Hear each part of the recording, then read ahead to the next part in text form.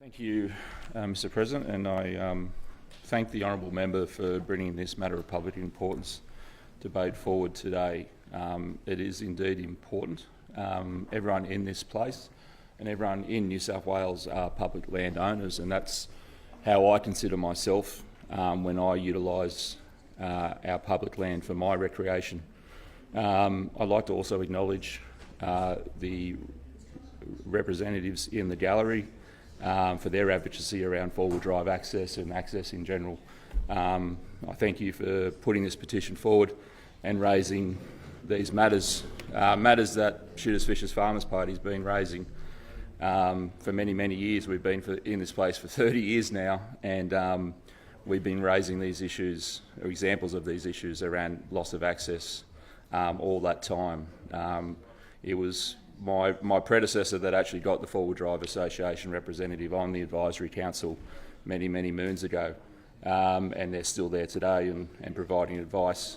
I guess I'd like to highlight some of the examples that I've dealt with around national parks and access, and I do so. I do so because it's not necessarily the temp closures that the petitioners and recreational users are concerned about. It's when these temp closures turn into permanent closures, and there has been some examples of that, and there has been questionable behaviour about how that has occurred. I give an example of Maloney's Beach vehicle access closure, where there was this very weird arrangement that had come between Eurobodalla Shire Council and National Parks to make an exchange for an easement on the Murrumarang South Coast Walk project, and which essentially cut off access to the residents down at Maloney's Beach to be able to actually drive down to the beach and launch a small boat for fishing.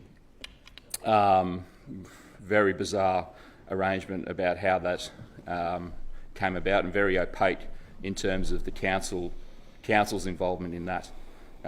Booty National Park, I raised the issue around a four-wheel drive access road down to the beach in the last parliament, and there were serious concerns around and conversations had been overheard of national parks essentially offering inducements for other stakeholders to go against four-wheel drive owners. So they were given statements like, well, if we don't have to fund the renewal of this road, we can give you this. If we don't have to fund the renewal of the road, we can give this group that. And when I asked the Honourable Don Harwin, who was representing the Minister in the other place, I got a non-answer. That's exactly how it went. I got a non-answer. Hat Head National Park, Goolawah National Park up at Crescent Head, that's been a vexed issue around access. The National Park Plan and Management want to shut off access to a road once again down to the beach, not just for recreational users like four-wheel drivers, fishermen, etc., but they were shutting it off even for emergency services. There was a locked gate, and even emergency services wouldn't have a key. So if someone had a heart attack on the beach, they would have had to wait for National Parks to turn up to get a key, which is just ridiculous.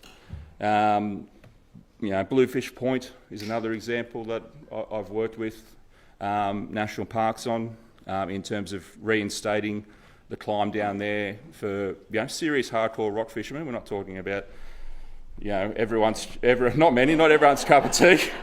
I've been out there. I've been out there. I've looked. I think I'm a keen fisherman, but I'm not that bloody keen. But that was a case of where the access was just cut off with no communication. Someone just went and did it and didn't tell anyone. And thankfully we've been able to get that reinstated. But I just go back to the point. It's when some of these temp closures turn into permanent closures that I think is the main concern for us in the process around that, and I guess the cumulative nature of those closures adding up, I guess, is the issue. You look to the last government; they actually added 344,215 hectares to the national park estate, and which may be great in some people's minds, but if recreational users don't have full access or reasonable access to that, then we start to raise concerns. But I guess my involvement in trying to negotiate some of these access issues has made me realise it's not just about national parks.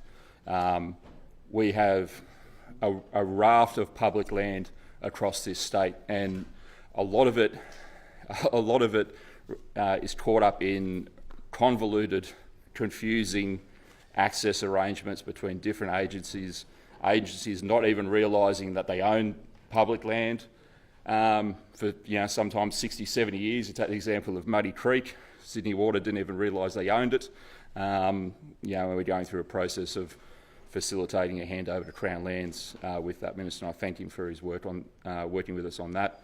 But there are these complicated relationships, and that's, I guess, why I put forward that notice the other day around public land, to try and see whether we can open up some opportunities to unravel some of these convoluted arrangements around public land access.